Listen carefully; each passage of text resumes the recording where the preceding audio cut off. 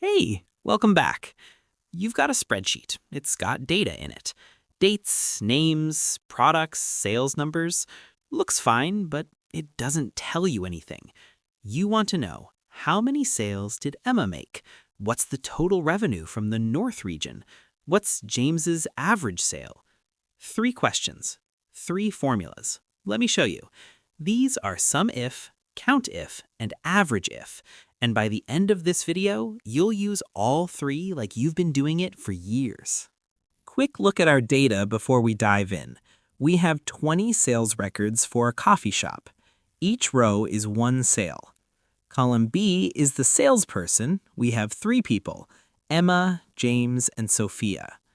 Column D is the region, North, South, or East. And column F is the sale amount in dollars. This is the data we'll analyze. Now, let's go to our dashboard sheet and start building our answers. Let's start with COUNTIF. COUNTIF answers one question: how many cells in this range match my condition? The structure is always the same. Equals COUNTIF, open bracket, the range, comma, the condition, close bracket. I'm clicking on B4 next to Emma. I type equals COUNTIF, then I tell it where to look. Sales, exclamation point, B, colon, B.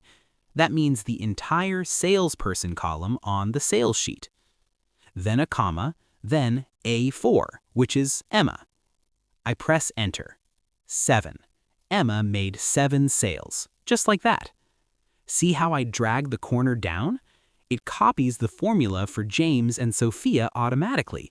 James also has 7, Sophia has 6. Now here's something cool. COUNTIF works with numbers too.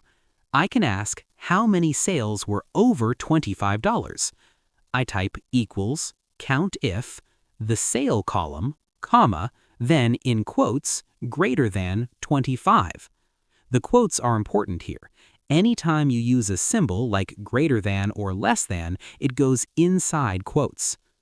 7 sales were over $25. Now for SUMIF. SUMIF is like COUNTIF's big brother. Instead of just counting, it actually adds up values, but only for the rows that match your condition. The structure has 3 parts: range, condition, sum range. Let me say that again because it matters. First, you tell it where to look for the match, then what to match, then what to add up. I click C4 next to Emma.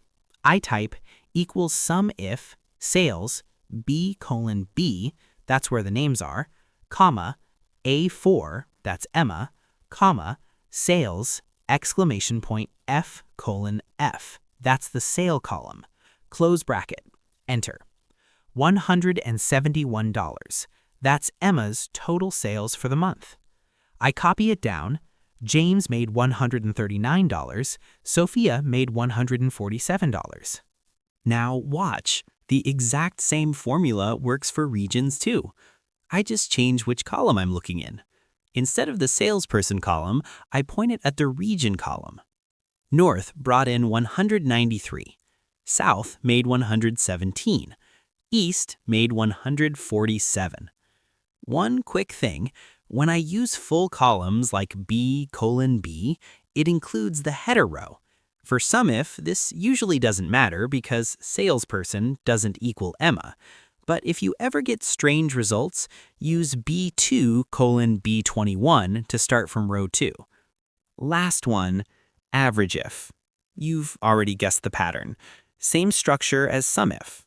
Range, condition, average range. I click D4. Equals AVERAGEIF, sales B colon B, the name column, comma, A4, Emma, comma, sales F colon F, the sale column. Enter. $24.43. That's Emma's average sale. James averages $19.86. Sophia averages $24.50. Now here's where it gets really interesting. The overall average sale across all 20 rows is $23, and James is below that average. Emma and Sophia are above it. If you only looked at the total, you'd never know that. AVERAGEIF lets you see patterns that a plain average hides. This is why these formulas are so powerful, not just for getting numbers, but for understanding what the numbers mean. And there it is. From a messy list of 20 sales records to a clean summary dashboard with 3 formulas. COUNTIF tells you how many. SUMIF adds up the right rows. AVERAGEIF finds the average, but only for the rows that match. Emma and Sophia are your top performers by average sale value.